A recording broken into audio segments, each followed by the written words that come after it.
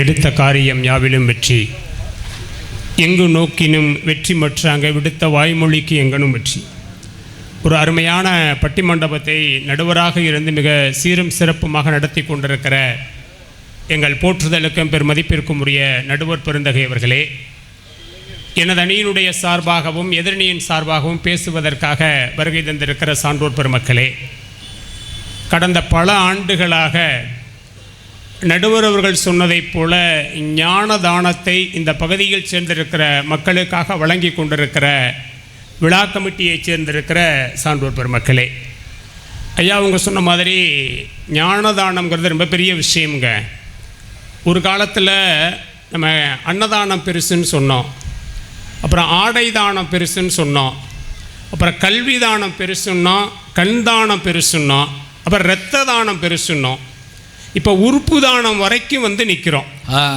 இந்த எல்லா தானங்களை விட மிக உயர்ந்த ஒரு தானம் எத்தனை காலம் கடந்தாலும் உண்டு. அந்த தானத்துக்கு பெயர் நிதானம் என்று பெயர். அருமையா, தானத்தில் சிறந்தது நீங்கள் வாட்டுக்கு மத்தியானம் சொல்லிடப்படாது. தானத்தில் சிறந்தது நிதானம். பெரியவர்களே, அந்த நிதானத்தை இது போன்ற ஞான தானங்கள் தான் தர முடியும் என்பதால் மிக அருமையான விழாவை நடத்தி கொண்டிருக்க. இப்படி தான் ஒரு இடத்துல பேசினேங்கய்யா, எல்லா காலத்திலையும் ரொம்ப உயர்ந்த தானம் நிதானம்னு. கீழேருந்து ஒருத்தர் சொன்னார், அதை விட ஒரு பெரிய தானம் உண்டு ஒன்றுன்னார். என்னன்னு அவர் சொன்னார், ஒன்றும் இல்லை, சண்டை போடுற பொண்டாட்டிக்கிட்ட செய்கிற சமாதானம்னு. அவர் உலக சமாதானம் கூட சொல்லலை, மனைவி கிட்ட செய்கிற சமாதானம்னார் நடுவர் அவர்கள். அவருடைய பொழப்பு அப்படி. அனைத்து பேர்களுக்கும் என்னுடைய நன்றி கலந்த வணக்கத்தை தெரிவித்துக் கொள்கிறேன். ஒரு நல்ல தலைப்புங்க, அழைத்தவுடன் வந்து அருள் செய்பவர் அம்மையா அப்பனா என்று கேட்டிருக்கிறார்கள். நடுவர் அவர்களே, 2 பேருமே அருள் செய்கிறார்கள் என்பதில் நம்ம மாற்று கருத்து இல்லை. அப்படி சொன்னோம்னா அது பொய்யா போயிடும், இல்லைன்னு சொன்னால். ஆனால் ஒரே ஒரு வித்தியாசம் உண்டுங்க. நம்ம தெரிஞ்சோ தெரியாமலோ எவ்வளவு பிழைகள் செய்தாலும் கூட பிழைகளுக்காக கோபித்துக் கொள்பவள் அம்மை. எவள்கள் பிழைகள் செய்தாலும் பிழைகளை பொறுத்து நமக்கு அருள்பவன் அப்பன். ரொம்ப எளிமையாக ஒரு உதாரணம் சொல்லவா? நம்ம வீடுகளில் குழந்தைங்களுக்கு அம்மா பார்த்துச்சுன்னு வச்சுக்கோங்க, சில சமயங்களில் நம்ம தெரியாமல் சில தப்பை பண்ணிவிடுவோம். உடனே அந்த அம்மா இன்னமும் கொடூரமானதாக மாறிடும். அப்போ நம்ம என்ன சொல்லுவோம்? அம்மா கோவிச்சுக்கிட்டாக. அப்போ பிள்ளைகள் தெரியாமல் சின்ன சின்ன பிழைகள் செய்தால் கூட அதற்காக கோபித்து கொண்டு அவர்களை தண்டிப்பவள் அம்மா. பிழைகள் செய்தாலும் பொறுத்து கொள்பவர் அப்பா. நான் ஒரு உதாரணம் சொல்லவா? இந்த உலகத்தில்ங்க இந்து சமயங்களில் ஒரு பெரிய மரபு இருக்குங்க. கோயில்களுக்கு உள்ளே போகிற பொழுது செருப்பு போட்டுட்டு போகக்கூடாது அப்படின்னு நம்ம எல்லாம் சொல்லி வச்சுருக்குறோம். செருப்பு, ஆமாங்கய்யா. இப்போ ஐயா எனக்கு ஒரு அனுபவம் உண்டு. ஒரு கோயிலில் ஒரு ஆன்மீக சொற்பொழிவுக்காக போயிட்டு வெளியில் வந்த பொழுது என் செருப்பை யாரோ ஒருத்தர் தூக்கிட்டு போயிட்டார். நிறைய தேடுறேன். அது ஒரு வேண்டுதலாக கூட இருக்கலாம். சில பேர் அப்படி வேண்டுதலோடு வருவாங்க. ஐயா, அதில் நிறைய பேருக்கு அது வேண்டுதலாக இருக்குது. ஒரு பெரியவர் சொன்னார், என்ன தேடுறீங்கன்னார். நான் சொன்னேன், ஒன்றும் இல்லை, என்னுடைய செருப்பை தேடுறேன் அப்படின்னு. அப்புறம் ஒரு வார்த்தை சொன்னாருங்க, ஒன்றும் கவலைப்படாதீங்க சார், கோயில் வாசலில் செருப்பு துளைந்தால் நல்லது என்று அவர் சொன்னார். நான் மனசுக்குள்ள நினச்சிக்கிட்டேன், யாருக்கு நல்லது? எடுத்துகிட்டு போன ஆளுக்கு நல்லது. 500 ரூபாயை இழந்த நமக்கு தானே தெரியும். நடுவர்களே, அப்புறம் பேருந்தில் வருகிற பொழுது யோசிச்சுக்கிட்டே வந்தேன், பழமொழிகள் ரொம்ப பழசு. கோயில் வாசலில் செருப்பு துளைந்தால் நல்லது என்று ஒரு பழமொழி இருந்திருக்க வாய்ப்பே இல்லை. உண்மையில் என்ன பழமொழியாக இருந்திருக்கணும் தெரியுங்களா? கோயில் வாசலில் செருக்கு துளைந்தால் நல்லது என்பது பழமொழியாக இருந்திருக்கணும். செருக்குன்னா ஆணவம். யாரோ ஒரு செருப்பு தேடுறவன் எனக்கு வசதியா கோயில் வாசலில் செருப்பு துளைந்தால் நல்லது அப்படின்னு பழமொழியை மாற்றிக்கிட்டான். இப்போ நீங்கள் யோசிச்சு பாருங்களேன், கோயில் வாசலுக்கு வெளியில் செருப்பை கழட்டிட்டு போய் சாமியை கும்பிடணுங்கிறதான் நம்முடைய இந்து தர்மம். ஆனால் எந்த கடவுளை வணங்குவதற்காக நாம் போகிறோமோ அந்த கடவுளையே ஒருவன் செருப்பால் மிதிக்கிறான் என்பது எவ்வளவு பெரிய பிழை. ஒருவன் மிதிக்கிறான், எவ்வளவு பெரிய பிழை. யாரு மிதிச்சதுன்னு உங்களுக்கு தெரியும், எல்லாருக்கும் கதை தெரியும், அதனால நான் சொல்லலை. கண்ணப்ப நாயனார் மிதிக்கிறார். கண்ணப்ப நாயனார் மிதிக்கிறார். இப்போ சிவபெருமான்கிட்ட ஒருத்தர் கேள்வி கேட்டாராம், ஏப்பா உன்னை எல்லாரும் வந்து கும்பிட்டுக்கிட்டு நிற்கிறோம், செய்யக்கூடாத ஒரு பெரிய குற்றத்தை கண்ணப்பன் செஞ்சிருக்கிறான், செருப்பால் உன்னை மிதிக்கிறானேப்பா, அது உனக்கு எப்படி இருந்தது அப்படின்னாராம். இப்போ பாருங்க, சிவன் சொன்னாராம், இங்கே பாருங்க, நான் ரொம்ப சின்ன குழந்தையா இருந்த பொழுது, முருகன் இருக்கான்ல, முருகப்பெருமான் சின்ன குழந்தையாக என்னிடம் இருந்த பொழுது அந்த முருகனை தூக்கி என் மார்புல மிதிக்க விட்டேன். அது எல்லா அப்பாவும் செய்வோம் இல்லையா? குழந்தையா இருக்கிறப்ப குழந்தையை தூக்கி மார்புல மிதிக்க விடுவான்.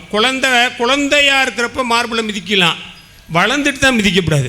இப்போ நிறைய பேர் அதை தான் செய்யறான். இப்போ இல்லை குழந்தையா இருக்கப்ப நம்ம மிதிக்க விடுவோம், வளர்ந்த பிறகு அவன் மிதிப்பான், அவ்வளோதான்.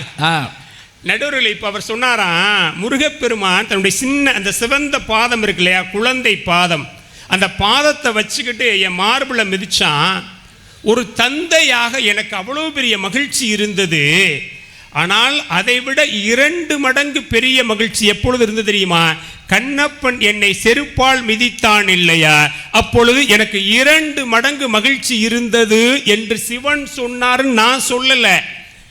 பெரிய புராணம் எழுதிய சேக்கிலார் சொல்லுகிறார், முருகனின் சேயடியினும் கண்ணப்பன் செருப்படி மேல் என்று இறைவன் சொன்னான் என்று சொன்னால், ஒரு சாதாரண பிழைக்கே கோபித்து கொண்டு தடுப்பவள், நம்மளை தண்டிப்பவள் அன்னை, எவ்வளவு பெரிய பிழைகள் செய்தாலும் பொறுத்து கொண்டு காப்பவன் அப்பன். அதனால தான் மணிவாசகர் சொன்னார், சித்தத்தை சிவமாக்கி செய்வனவே தவமாக்கும் அத்தன் எனக்கு அருளியவார் யார் பெறுவார் அச்சோவே என்று அவர் பேசினார். நீங்க அன்போட கும்பிட்டீங்கன்னா, நீங்க என்ன செஞ்சாலும் அதை அன்போடு ஏற்றுக்கொள்ளுகிற ஒரு பெரிய கடவுள் இந்த உலகத்துல உண்டு அப்படின்னா அது அப்பன் மட்டும்தான். நடுவர்களே, அம்மை அருள் செய்வா, நான் இல்லைன்னு சொல்லலை. அம்மை என்ன செய்வா, அவள் கடவுளாக வந்து பக்தனுக்கு அருள் செய்வார். ஆனால் அப்பன் அப்படி இல்லைங்க, அவன் உறவாகவே வந்து அருள் செய்வான், தன்னை உறவாக மாற்றிக்குவான். சிவனுக்கு என்ன பெரிய பெருமை தெரியுங்களா? சிவனுக்காக எந்த உறவை நீங்கள் இழக்கிறீர்களோ அந்த உறவாகவே கடவுள் வந்து நிற்பார். நீ யோசிச்சு பாருங்களேன், ஒரு பெண் எப்போ சந்தோஷமா இருக்கிறா நினச்சி பாருங்க. ஒரு பெண் எப்பொழுது தாயாக மாறுகிறாளோ அப்போ ரொம்ப மகிழ்ச்சியோடு இருக்கிறா. அதாவது நம்ம பெரியவங்க பெறுகிற செல்வங்களிலேயே மிகப்பெரிய செல்வம் குழந்தை செல்வம். நாங்கள் ஒன்றும் இல்லைங்க, எங்கள் வீட்டு பக்கத்தில் ஒரு அம்மாவுக்கு குழந்தையே இல்லை. அவள் ஏதாவது விசேஷங்களுக்கு போனான்னா, எதுக்காக இந்த மலடியை கொண்டாந்து முன்னாடி நிப்பாட்டுனீங்க அப்படின்னு எல்லாரும் திட்டுவாங்க. அவள் இறந்து போகிற பொழுது ஒரு கவிதை எழுதினாங்க, நான் மரணித்ததற்கு பிறகு என் கட்டில் கால்களை உடைத்து குழந்தைகளுக்கு தொட்டில் செய்யுங்கள், தயவு செய்து என்னை எரித்து விடாதீர்கள், புதைத்து விடுங்கள், அப்பொழுதாவது என்னுடைய வயிற்றில் புழு பூச்சி உருவாகிறதா என்று பார்க்கிறேன் என்று எழுதி வச்சுட்டு இறந்து போனார். எவ்வளவு வேதனைக்குரிய விஷயமா இருக்க. இது ஒரு பெரிய ஆச்சரியம் என்ன தெரியுங்களா? நம்ம கல்யாணம் ஆகிட்டா ஒரு 6 மாதம் ஆனால் புழு பூச்சி உண்டான்னு கேட்போமே தவிர குழந்தை உண்டான்னு கேட்கறது இல்லை. எனக்கு ரொம்ப நாள் இந்த உண்மை புரியல. ஒரு கிராமத்தோட பெரியவர் சொன்னார், புழுனா ஆம்பளை பையலாம், பூச்சினா பொம்பளை பிள்ளையாம். நான் எப்படின்னு கேட்டேன், அவர் பதில் சொல்கிறார் பாருங்க, அந்த பூச்சி ரெக்கை முளைக்கிற வரைக்கும் பிறந்த இடத்துல இருக்கும், அதற்கு பிறகு பறந்து இன்னொரு இடத்துக்கு போயிடும், அதனால பொம்பளை பிள்ளை பூச்சி.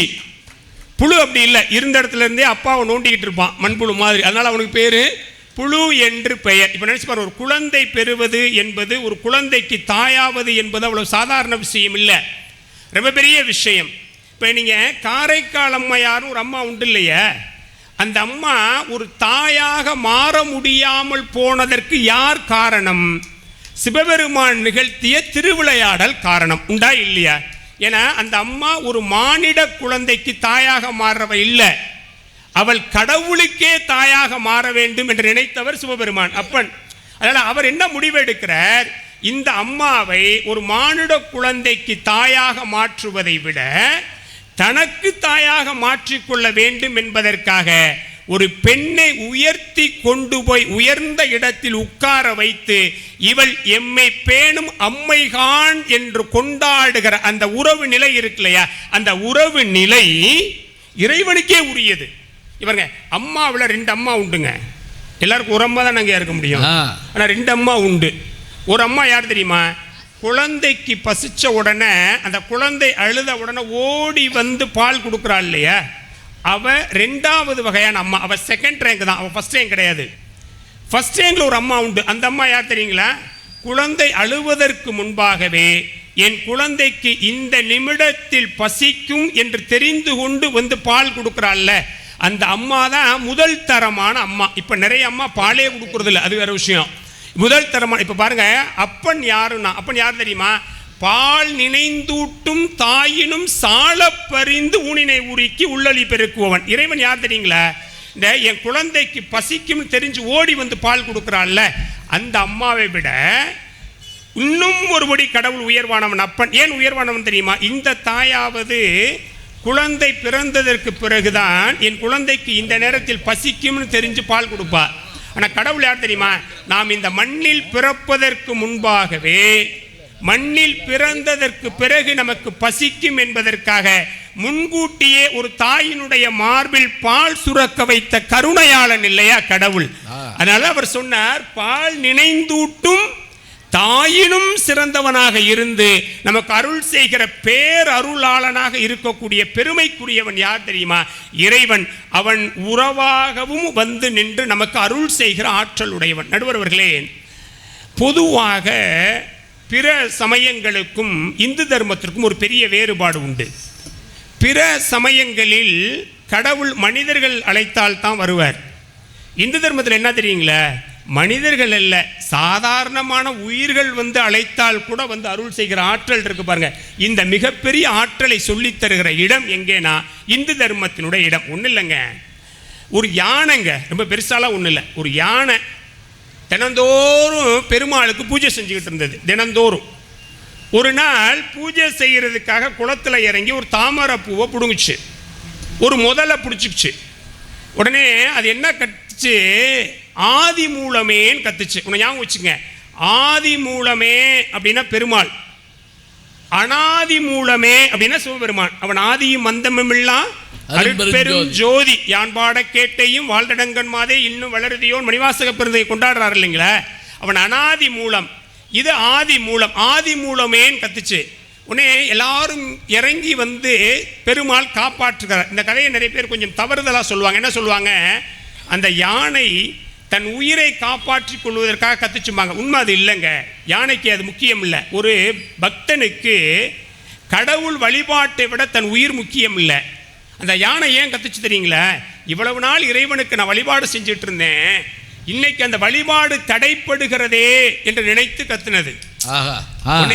உடனே பெருமாள் இறங்கி வந்தோடனே என்ன பண்ணார் தெரியுமா? முதல்ல யானை கிட்ட போய் அந்த தாமரை பூவை வாங்கிக்கிட்டார். வாங்கிக்கிட்டு தான் முதலையை சம்ஹாரம் பண்ணார். முதல்ல வைகுந்தம் போயிடுச்சு. இப்போ அந்த கஜேந்திரன் அந்த யானைக்கு பிறகு அந்த யானை கேட்டுதான், எப்போ அது என்ன நியாயம்? இவ்வளவு நாள் வழிபாடு பண்ணது நான் தானே வந்து வழிபாடு பண்ணிக்கிட்டு இருந்தேன், திடீர்னு நீ வந்து இறங்குன, சரி உன்னை கூப்பிட்டது நான் தான் கூப்பிட்டேன், எனக்கு தானே முதல்ல வைகுந்தம் கொடுத்துருக்கணும், ஆனால் எனக்கு முன்னாடி முதல்ல வைகுந்தத்துக்கு போயிடுச்சு, இது என்னப்பான்னு கேட்டதான். அப்போ பெருமாள் ஒரு அருமையான ஒரு பதில் சொன்னாராம் பாருங்க. இதுதான் நம்ம கற்றுக்க வேண்டிய பதில். இந்த பட்டிமன்றத்துடைய பையன் அதுதான். அவர் என்ன பதில் சொன்னாராம், இங்கே பாரு, அந்த நீ என்ன பண்ணுன, ஆதி மூலமேன்னு ஏன் காலை பிடிச்ச, ஆனால் முதல்ல இருக்கு இல்லையா, அது என் பக்தனாகிய உன்னுடைய காலை பிடிச்சது. உன்னை ஞாபகம் வச்சுக்கோங்க, என்னுடைய காலை பிடிப்பவர்களை விட என் பக்தனுடைய காலை யார் பிடிக்கிறார்களோ அவர்களுக்குத்தான் முதலில் வைகுந்தம் என்று சொல்லி தன்னை இறக்கி கொண்டு தன் பக்தனை மேலேத்தி நிற்கக்கூடிய பெருமையுடைய கடவுளாக இருப்பது அம்மை இல்லை, அது அப்பனாகத்தான் இருக்க முடியும் என்பதுதான் எங்களுடைய வாதம்.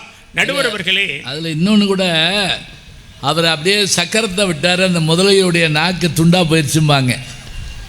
ஒரு ஆச்சரியம் தெரியுங்களா? டிஸ்கவரி சேனல் பார்த்தீங்கன்னா பாருங்கள், முதலைக்கு நாக்கு கிடையாது, அது அப்படியே வாங்கி எல்லாத்தையும் முழுங்கும். இப்போ நம்ம கதையோடு பொருத்தி பாருங்களேன், புராண கதையில் அவர் நாக்கை வெட்டுறாருங்கிறோம். இன்றைக்கி பார்க்குற போது அதனுடைய நாக்கு இப்படியான நம்மளை மாதிரியான நாக்கு அது கிடையாது.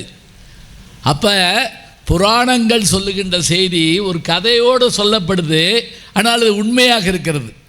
ஏன்னா நம்ம கேள்வி கேட்கறதுக்கு ஆளுங்க 100 ஆள் இருப்பாங்க, அந்த கேள்விக்கெல்லாம் பதில் சொல்ல தெரியும்னு. என்ன அழகாக சொல்கிறாரு பாருங்க, என்னை காட்டிலும் என் பக்தன், அந்த பக்தனுக்கு ஏதாவது ஆபத்துன்னா நான் முதல்ல என்ன செய்வேன், பக்தனை தான் காப்பாற்றுவேன். நடுவர்களே, அம்மையினுடைய அருளுக்கும் அப்பனுடைய அருளுக்கும் ஒரு பெரிய வேறுபாடு இருக்கிறது. அம்மை நம்மை வருத்தி கொண்டு வழிபட்டால் பயன் தருவாள், அருள் தருவாள். அப்பன் தன்னை வருத்தி கொண்டு வந்து நமக்கு பயன் தருவான். ரெண்டுக்கு வேறுபாடு இருக்கு நடுவர்களே. இன்னும் கொஞ்சம் புரியுற மாதிரி சொல்லுங்களேன் நடுவர்களே. இப்ப நம்ம விரதம் இருந்து கஷ்டப்பட்டு எல்லா துன்பங்களையும் அனுபவித்து அம்மையை வேண்டினால் அவ வந்து நமக்கு அருள் தருவா. ஆனா சிவபெருமான் அப்படி இல்லை. அவரை நீங்க கஷ்டப்பட வேண்டாம், உங்களுக்கு அருள் செய்வதற்காக தன்னையே வருத்தி கொண்டு பூமியில் வந்து அடி வாங்கி அருள் செய்கிற பேரருள் இருக்குல்ல, அந்த அருள் அப்பனுடைய அருள். யாருக்காக அடி வாங்கினார்? மணிவாசகருக்காக அடி வாங்கினார். ரொம்ப அழகா மாணிக்கவாசக பெருமான் பின்னாடி சோப்ரா சுவாமியில் ஒருத்தர் சொன்னார், எதுக்காக அடி வாங்கினார்? நமக்கு எல்லாம் தெரியும், திருவாசகத்துக்காக அடி வாங்கினார். என்னென்ன பண்ணினார்? இறைவன் மதுரை மாநகரில் வந்து குதிரை வைத்தார். நீற்றொழில் மேனியில் மாற்றடிப்பட்டார். திருவெண்ணீர் இருக்கு இல்லைங்க, திருநீர் அணிந்திருக்கக்கூடிய அந்த மேனியில் பாண்டிய மன்னனுடைய பிரம்பால் அடிபட்டால். அது மட்டும் இல்லைங்க, மதுரையினுடைய மண்ணை தன் தலையில் சுமந்த பெருமை, எந்த மண்ணை படைத்தாரோ அந்த மண்ணை தன் தலையில் சுமந்த பெருமை பக்தனுக்காக சிவபெருமானுக்கு உண்டென்று சொன்னால், நம்மை வருத்தி அருள் தருகிற அம்மையை விட தன்னை வருத்தி கொண்டு நமக்கு அருள் செய்து போற்றுகிற அப்பன் இருக்கிறாரே, அவர்தான் இந்த உலகத்தினுடைய அருள் செய்கிற கடவுள், முதன்மை கடவுளாக நிற்பவர். ஐயா, நீங்க ஒரு விஷயம் சொன்னீங்க, கடவுள் உண்டு கடவுள் இல்லை அப்படின்லாம் சொன்னீங்க இல்லையா? சொல்றவங்களும் உண்டு, சொல்லாதவங்களும் உண்டு. உங்களுக்கு ஒரு ஆச்சரியமான உண்மை தெரியுமா? மணிவாசகர் ஒரு விஷயம் சொன்னாருங்க. கோயில் சுடுகாடு கொள்புளித்தோல் நல்லாடை தாய்மிழி தந்தையிலி தான் தனியேன் காணேடி அப்படின்னு ஒரு பாட்டுங்க, திருவாசகத்தில் ஒரு பாட்டு. நிறைய பேர் சொல்லுவாங்க கோயில் சுடுகாடுன்னு சொன்னால். அப்படி சொல்ல மாட்டேன். எப்படி சொல்லியிருந்தீங்களா? சிவபெருமான் சொல்கிறார், நான் 2 இடத்துல இருக்கிறேன். ஒன்று கோயிலில் இருக்கிறேன், இன்னொன்று சுடுகாட்டில் இருக்கிறேன். இங்கே பாரு, கடவுள் இல்லைன்னு சொல்லிக்கிட்டு நீ கோயிலுக்கு வேணா வர முடியாதுன்னு சொல்லலாம், ஆனால் ஒரு பயலும் சுடுகாட்டுக்கு வர முடியாதுன்னு சொல்ல முடியாது. எல்லா பயலும் எங்க வந்துதான் ஆகணும், அங்க வந்துதான் ஆகணும். அங்க வந்துதான். நீங்க திருநெல்வேலி பக்கம்லாம் சிவபெருமானுக்கு பேர் தெரியுமா? சொடல மாடேன். சொடல மாடுன்னு என்ன அர்த்தம்? சுடலை. சுடலைங்கிறது அவர் சொல்ற சுடும் காடு, இடும் காடு, இடுகாடு, சுடும் காடு, சுடுகாடு, அதான் சுடல மாயன். நடுவர் அவர்களே, நீங்கள் அம்மையை கூட ஏமாத்திடலாம், ஆனால் அப்பனை ஏமாத்தாம போறதுங்கிறது சாத்தியமே இல்லை. நான் இப்படி நிறைவு செய்யலான்னு நினைக்கிறேன். அம்மைக்கும் அப்பனுக்கும் ஒரு பெரிய வேறுபாடு இருக்கிறதுங்க. அம்மை பக்தனை பக்தனாக வைத்துக்கொண்டு அருள் செய்வாள். அப்பன் அப்படி இல்லை, தன் இடத்திற்கு உயர்த்தி அருள் செய்வார். நான் ஒரு சின்ன உதாரணம் சொல்லவா? 2 முதலாளி இருந்தாங்கங்க. 2 வேலைக்காரங்க போய் வேலையில் சேர்ந்தாங்க. ஒரு முதலாளி ரொம்ப நல்லவர், தனக்கு கீழே வேலை பார்க்குறவன் ரொம்ப மகிழ்ச்சியாக சந்தோஷமாக இருக்கணுங்கிறதுக்காக வீடு கட்டி கொடுத்தார், கார் வாங்கி கொடுத்தார், பிள்ளைங்களை நல்ல இடத்துல படிக்க வச்சார், ரொம்ப சந்தோஷமாக பார்த்துக்கிட்டார். அவர் நல்ல முதலாளி. 2ஆவதாக ஒரு முதலாளி இருந்தார். அவர் யார் தெரியுங்களா? முதல் முதலாளி மாதிரி அவர் இல்லை, இவரை விட அவர் ரொம்ப நல்லவர். அவர் எந்த அளவுக்கு நல்லவர் தெரியுங்களா? அந்த தான் வேலை பார்க்குற தொழிலாளி நல்லா இருக்கணுங்கிறதுக்காக வீடு காரெல்லாம் அவர் வாங்கி கொடுக்கல, தன்னுடைய பிசினஸ்ல அவரையும் ஒரு பார்ட்னராக சேர்த்துக்கிட்டார். அப்ப முதலாளியாக இருந்து தொழிலாளியை தொழிலாளியாக வைத்திருந்தார். இது அம்மையினுடைய அருள். 2வது முதலாளி யாரு தெரியுங்களா?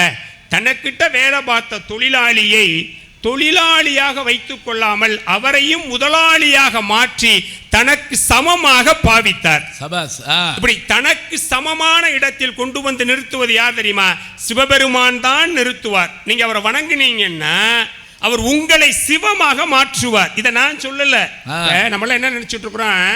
வழிபாடுன்னு என்ன நினைக்கிறோம்? கோயிலுக்கு போறது, சாமி கும்பிடுறோம்னு நினைக்கிறோம்ல, அப்படி இல்லை. மணிவாசகர் இதை புரிஞ்சுங்க. மணிவாசகர் ரொம்ப அழகா சொன்னார். இங்க பாருங்க, கோயிலில் போய் கருவறையில் இருக்க கடவுளை கும்பிடுறதுக்கு பேர் சாமி கும்பிடுறது இல்லைங்க. கோயிலுக்கு போகிறதுக்கு முன்னாடியே கடவுள் மனசில் வந்துடணும், சிந்தைக்குள்ள வந்துடணும். கோயிலுக்கு போனதுக்கு பின்னாடி மனசுக்குள்ள சிந்தனையில் எந்த கடவுள் இருக்கிறாரோ அந்த கடவுளைத்தான் கருவறையில் பார்த்து கும்பிடணுமே தவிர கருவறையில் இருக்கிற கடவுளை அவ்வளவு சீக்கிரம் மனசுக்குள்ள கொண்டு வந்துட முடியவே முடியாது. இந்த கடவுள் அங்கே இருக்கிறார்னு நினைக்கணும். அப்போ முதல்ல கோயிலுக்கு போகிறதுக்கு முன்னாடி மனசில் வந்துடணும். 2வது நம் மனதில் இருக்கிற கடவுளை கருவறையில் பார்க்கணும். வழிபாட்டினுடைய உச்சம் எது தெரியுமா? இதுதான் வழிபாடு. கடவுளே நான் தான் என்று உணரணும். இதுதான் வழிபாடோட உச்சம். நான் கடவுள் படம் பார்த்தோம்ல, அதான் பாரதி சொன்னார், தெய்வம் நீ என்று உணர்ன்னு சொன்னாருங்களா. இதுதான் நிலை. இதை நான் சொல்லலைங்க, உங்களைத்தான் கடவுள் என்கிற உயர்ந்த இடத்திற்கு கொண்டு வந்து சேர்க்கிற பெருமை அருளாற்றல் யாருக்கு உண்டுனா சிவபெருமானுக்குத்தான் உண்டு. மணிவாசகர் சொன்னார், தந்தது உந்தன்னை கொண்டது எந்தன்னை சங்கரா யார்கொள் சதுரர் அந்தம் ஒன்றில்லா ஆனந்தம் பெற்றேன் யாது நீ பெற்றதென்பால் சிந்தையே கோயில் கொண்ட சிவபெருமானே திருப்பெருந்துறை உரை சிவனே எந்தையே ஈசா உடலிடம் கொண்டாய். நீ என்கிட்ட வந்துட்டப்பா, நான் இதற்கு இளன் ஒரு கைமாறே என்று கொண்டாடுகிறார் என்றால் பக்தனை பக்தனாகவே வைத்து அவனுக்கு அருள் செய்கிற அம்மையை விட பக்தனை சிவமாகவே மாற்றி அருள் செய்கிற பேர் அருள் ஆற்றல் யாருக்கு உண்டு தெரியுங்களா? அப்பனுக்குத்தான் உண்டு. அதனாலதான் அப்பனை நாம் சுப்பனாகவும் சேர்த்து கொண்டாடுகிறோம். கிராமங்கள் ஒரு பழமொழி உண்டுல, சுக்குக்கு மிஞ்சின மருந்தும் இல்லை, சுப்பிரமணியனுக்கு மிஞ்சின கடவுளும் இல்லை என்று கொண்டு. ஐயா நான் ஒன்றும் இல்லைங்க, ஒரு செய்தியோட நிறைவு செய்யுங்க. இங்கே நடந்த நிகழ்வுங்க, அதை சொல்லணுங்க. நம்ம திருவண்ணாமலை இருக்கு இல்லைங்களே, அருணாச்சலேஸ்வரர் கோயிலில் ஒரு அற்புதம் நிகழ்ந்ததுங்க. பிரபுதேவ மகாராஜான்னு ஒரு ஆண்டுகிட்டு வரலாறுங்க. பிரபுதேவ மகாராஜான்னு ஒரு ஆண்டுகிட்டு இருந்த காலம். நம்ம எல்லாம் வாக்கிற்கு உயர்ந்தவர் என்று கொண்டாடுகிறோம் இல்லைங்களே. அருணகிரிநாத சுவாமிகள், அருணகிரிநாதர் இருந்த இடம், அந்த இடம் அவருக்கும் சம்பந்தாண்டவன் ஒருத்தனுக்கு இடையில ஒரு பிரச்சனை வருது. சம்பந்தாண்டவன் சக்தி உபாசகன், அருணகிரிநாதர் அப்பனாக இருக்கிற முருகப்பெருமான கொண்டாடுறவர். இப்போ இந்த சம்பந்தாண்டவன் இந்த பிரபுதேவ மகாராஜாட்ட போய் சொன்னா, அருணகிரிநாதரை விட நான் தான் ரொம்ப பெரிய ஆள், பக்தியில் நான் தான் சிறப்பு. இப்போ அவர் கேட்டார், எப்படி சொல்றேனார்? இவன் சொன்னா, என்னுடைய மந்திர உச்சாரணத்தின் மூலமாக சக்தியை இங்கே நான் வர வைக்க முடியும். அவன் ஒரு மந்திரவாதி. முக்கியமாக ஞாபகம் வச்சுக்கங்க, இந்த சம்பந்தாண்டான்கிறவன் தீய சக்திகளை பூரா கொண்டு வந்து வச்சுக்கிடுவான், எது வேணாலும் செஞ்சு காட்டுவான், அப்படி ஆளு. அருணகிரிநாதர் முருகனை கொண்டுட்டு வர முடியுமான்னு சபதம் போட்டான். இப்போ பாருங்க, சம்பந்தாண்டவன் சக்தி உச்சாடனம் பண்றான், அருணகிரிநாதர் முருகப்பெருமான வேண்டார். முருகப்பெருமான் என்ன பண்ணார் தெரியுமா? நேர ஓடி போய் அம்பாள் மடியில் உட்காந்துக்கிட்டு விளையாட ஆரம்பிச்சிட்டார். அந்த அம்மா மறந்துட்டா, வர்ற அந்த இதையே அவன் மறந்துட்டா. இப்போ அருணகிரிநாத சுவாமிகள் முருகன் மேலே பாடுறார். ஐயா சொன்ன மாதிரி அவன் தீய சக்திகள் உடையவங்கிறதுனால அவன் என்ன பண்ணா, முருகனை வர முடியாம தடுக்கிறதுக்கு மந்திரம் சொன்னான். உடனே அருணகிரி அதில் சேதடனார் அபிநவ மீதாட மயிலும் அந்த பாட்டு பெருசு சொல்ல நேரம் இல்லை. மயிலும் ஆடி நீயும் ஆடி வரவேண்டும் என்று அருணகிரிநாத சுவாமிகள் நிறைவு செய்தார். இந்த திருவண்ணாமலையில் அம்பாளை உச்சாடனம் செய்தவனை விட அப்பனை உச்சாடம் செய்த அருணகிரிநாதருக்கு முருகப்பெருமான் நேரடியாக வந்து காட்சி கொடுத்தார் என்பதுதான் இந்த மண்ணினுடைய வரலாறு. நடுவர்களே, அதனால் அம்மையின் அருள் குறை அல்ல. நான் 4 செய்திகளை நடுவர்களே சொல்லி இருக்கிறேன். ஒன்று, பிழை செய்தால் கோபிப்பவள் அன்னை, என்ன பிழை செய்தாலும் பொறுத்து கொண்டு அருள் செய்பவன் அப்பன். ஒன்று. இரண்டாவது, அம்மை பக்தனை பக்தனாகவே வைத்து அருள் செய்பவர், ஆனால் அப்பன் இருக்கிறானே அவன் உறவாக வந்து நிற்பவன். மூன்றாவது, அடியவனை அடியவனாக வைத்து அருள் செய்வதை விட அவனை தன் நிலைக்கு சிவமாகவே மாற்றி அருள் செய்கிற அந்த அருளாற்றல் இருக்கிறதே, அது அப்பனுடைய அருளாற்றல். அருணகிரிநாதர் சுவாமிகள் வாழ்விலும் அதுதான் நிகழ்ந்தது என்பதாக சொல்லி, அப்பன் ஆணையிட்டதால் அம்மை வந்து ஞானப்பால் கொடுத்தாள். அப்ப கூட அப்பன் தான் ஆணையிட்டது. நீங்க அவங்களுக்கு ஒரு பாயிண்ட் கூட விட மாட்டீங்க போல்ருக்கே. நடுவர்களே, அந்த ஞானசம்பந்த பெருமானுடைய பெயரை வைத்திருக்கக்கூடிய நீங்கள் நிச்சயமாக அப்பன் என்கிற தீர்ப்பைத்தான் தருவீர்கள் என்று சொல்லி, இங்கே இருக்கிற அப்பன்கள் எல்லாம் ஒரு முறை கைதட்டுங்கள். உங்களுக்கு ஒரு உண்மை தெரியுமா? எல்லா பெண்களும் தான் ஜெயிப்பதை விட தன் கணவன் ஜெயிப்பதைத்தான் விரும்புவார்கள். அதனால் பெண்களும் சேர்ந்து கைதட்டுங்கள். எங்கள் வெற்றி உங்களுடைய வெற்றி என்பதாக சொல்லி நல்ல வாய்ப்புக்கு நன்றி பாராட்டி விடைபெறுகிறேன். நன்றி, வணக்கம்.